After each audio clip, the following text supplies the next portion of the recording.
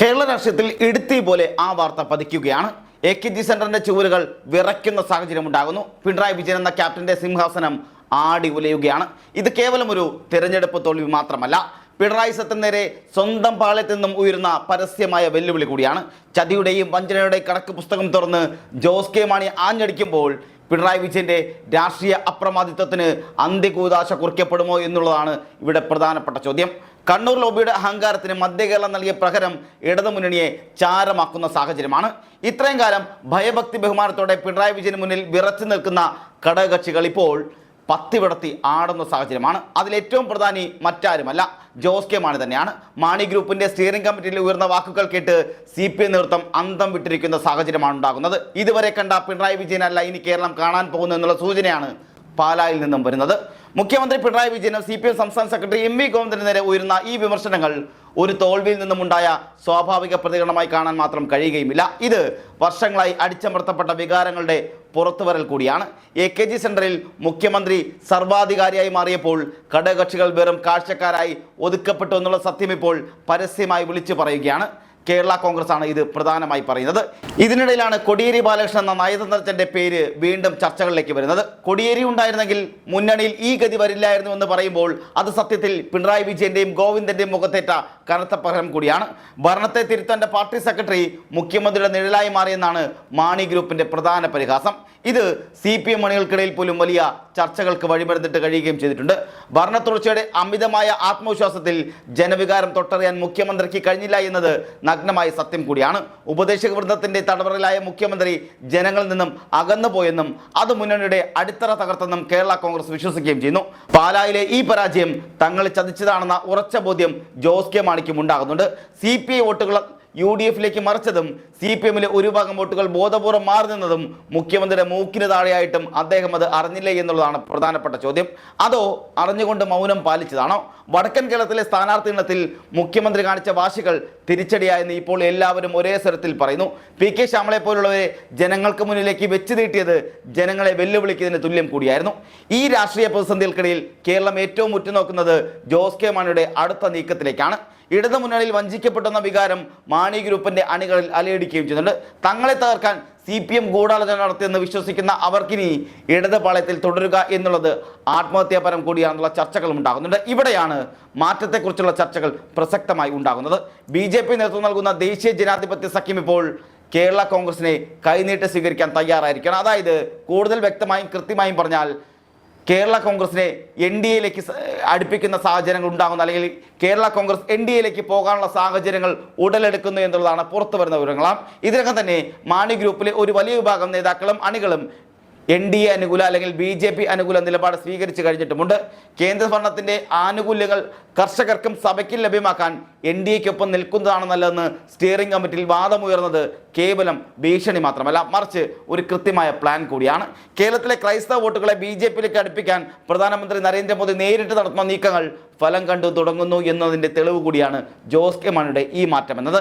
പാലാ ബിഷപ്പുമായി പ്രധാനമന്ത്രി നടത്തിയ കൂടിക്കാഴ്ചകളും ക്രൈസ്തവ സഭകൾക്ക് കേന്ദ്ര സർക്കാർ നൽകുന്ന ഉറപ്പുകളും രാഷ്ട്രീയ നിരീക്ഷകർ അതീവ പ്രാധാന്യത്തോടെയാണ് കാണുന്നതും. റബ്ബറിന് 250 രൂപ എന്ന കർഷകരുടെ ചിരകാല സ്വപ്നം യാഥാർത്ഥ്യമാക്കാൻ കേന്ദ്രം തയ്യാറായാൽ കേരള കോൺഗ്രസിന് NDA-യിലേക്കുള്ള വഴി മലർക്കെ തുറക്കപ്പെടുകയും ചെയ്യും. മധ്യകേരളത്തിലെ സുറിയാനി ക്രിസ്ത്യാനികൾക്കിടയിൽ BJP-ക്ക് വേരോട്ടമുണ്ടാക്കാൻ ജോസ് കെ മാണിയെ പോലെ ഒരു നേതാവ് അത്യാവശ്യമാണെന്ന് അമിത്ഷാ അടക്കമുള്ള കേന്ദ്ര നേതൃത്വം കണക്കാക്കുകയും ചെയ്യുന്നു, അല്ലെങ്കിൽ കണക്ക് കൂട്ടുകയും ചെയ്യുന്നു. UDF-ലേക്ക് മടങ്ങിപ്പോകുന്നത് പഴയ തർക്കങ്ങൾക്കും കോൺഗ്രസിലെ വലിയേട്ടൻ മനോഭാവത്തിനും തലവെച്ച് കൊടുക്കുന്നതിന് തുല്യമാണെന്ന് മാണി ഗ്രൂപ്പ് കരുതുകയും ചെയ്യുന്നുണ്ട്. അതിനാൽ തന്നെ മാന്യമായ ഒരു എക്സിറ്റ് റൂട്ട് കണ്ടെത്താനാണ് ജോസ് കെ മാണി ശ്രമിക്കുകയും ചെയ്യുന്നത്, അല്ലെങ്കിൽ കേരള കോൺഗ്രസ് മാണി ഗ്രൂപ്പ് ശ്രമിക്കുകയും ചെയ്യുന്നത്. ഇടതുമുന്നണി തങ്ങളെ വ്യക്തമായി ചതിച്ചു എന്നുള്ള രാഷ്ട്രീയ ന്യായീകരണം ഉയർത്തിപ്പിടിച്ച് NDA-യിലേക്ക് പോകുന്നത് അണികൾക്കിടയിൽ സ്വീകാര്യം നൽകുമെന്നാണ് മാണി ഗ്രൂപ്പ് കണക്കാക്കുന്നത്. കേന്ദ്രമന്ത്രിസ്ഥാനം അടക്കമുള്ള മോഹന വാഗ്ദാനങ്ങൾ BJP-ക്ക് മുന്നിലും ഉണ്ടാകുന്നുണ്ട്. ഇത് യാഥാർത്ഥ്യമായാൽ കേരളത്തിലെ ഇരു മുന്നണികൾക്കും അത് വലിയ പ്രഹരമാവുകയും ചെയ്യും, പ്രത്യേകിച്ച് CPM-ന്. കാരണം കണ്ണൂർ ലോബിയുടെ അപ്രമാദിത്വം കാരണം തെക്കൻ കേരളത്തിലെയും മധ്യ കേരളത്തിലെയും പാർട്ടിയുടെ സ്വാധീനം കുറഞ്ഞു വരിക കൂടിയാണ്.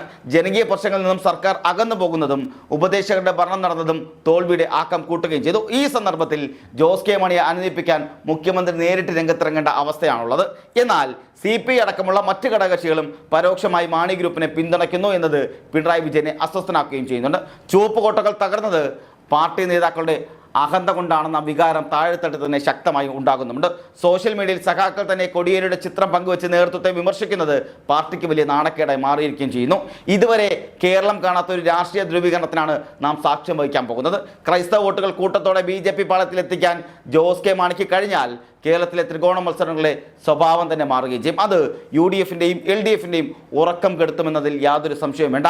വികസന രാഷ്ട്രീയത്തിനൊപ്പം നിൽക്കുക എന്ന മുദ്രാവാക്യം ഉയർത്തിപ്പിടിച്ചായിരിക്കും ജോസ് കെ മാണി തൻ്റെ നിലപാട് വ്യക്തമാക്കുക. ഇത് ഇടതുമുന്നണിയെ സംബന്ധിച്ചിടത്തോളം വലിയൊരു രാഷ്ട്രീയ പരാജയം കൂടിയായിരിക്കും. ഒപ്പം നിന്നവരെ സംരക്ഷിക്കാൻ കഴിയാത്ത നേതൃത്വമെന്ന പഴി പിണറായി വിജയന് കേൾക്കേണ്ടി വരികയും ചെയ്യും.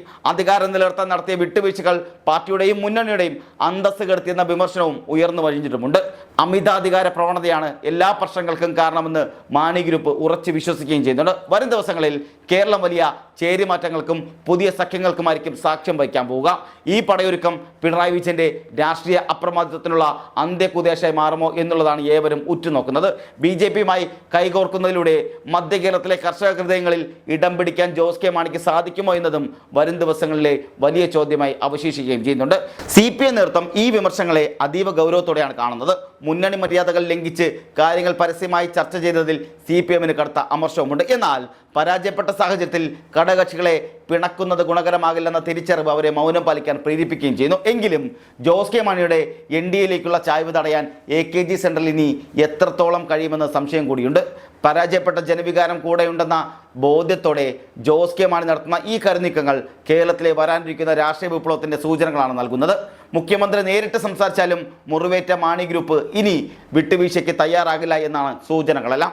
കേന്ദ്ര ഏജൻസികളുടെ അന്വേഷണങ്ങളും മറ്റും നിലനിൽക്കുന്ന ഈ സാഹചര്യത്തിൽ BJPയുമായി ഒരു ധാരണയിലെത്തുന്നത് ജോസ് കെ മാണിക്ക് വ്യക്തിപരമായും രാഷ്ട്രീയപരമായും ഗുണമാകുമെന്ന കണക്കുകൂട്ടലും സജീവമായി ഉണ്ടാകുന്നുണ്ട്. ഇടതുമുന്നണിയുടെ അടിത്തറ ഇളകുന്ന രീതിയിലുള്ള ഈ പുതിയ പടയൊരുക്കം രാഷ്ട്രീയ കേരളം അതീവ ഗൗരവത്തോടെയും അതുപോലെ അതീവ താല്പര്യത്തോടെയുമാണ് ഉറ്റുനോക്കുന്നത്.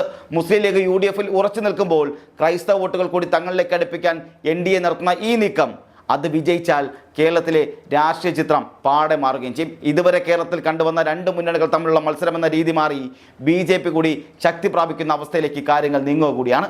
ജോസ് കെ മാണിയുടെ ഈ ഓരോ നീക്കവും പിണറായി വിജയൻ എന്ന രാഷ്ട്രീയ ചാണക്യന് വലിയ വെല്ലുവിളിയാണ് ഉയർത്തുന്നതും. തൻ്റെ പാളത്തിൽ തന്നെയുള്ളവർ ശത്രുക്കളായി മാറുന്ന കാഴ്ചയാണ് അദ്ദേഹം കണ്ടുകൊണ്ടിരിക്കുന്നതും. രാഷ്ട്രീയ കേരളം ഉറ്റുനോക്കുന്ന ആ വലിയ മാറ്റത്തിൻ്റെ തുടക്കം ഇവിടെ തുടങ്ങുകയാണ്. വരും ദിവസങ്ങളിൽ പുറത്തു വരുന്ന ഓരോ വാർത്തകളും നിർണായകം കൂടിയാണ്. കേരളം ഇനി എങ്ങോട്ട് നീങ്ങും? ചുവപ്പിൽ നിന്നും കാവിയിലേക്കോ അതോ ഇടതുപക്ഷം തങ്ങളുടെ പിഴവുകൾ തിരുത്തി തിരിച്ചു വരുമോ? കാത്തിരുന്ന് കാണാം ആ ഒരു വലിയ രാഷ്ട്രീയ പോരാട്ടം എന്താകുമെന്നറിയാം.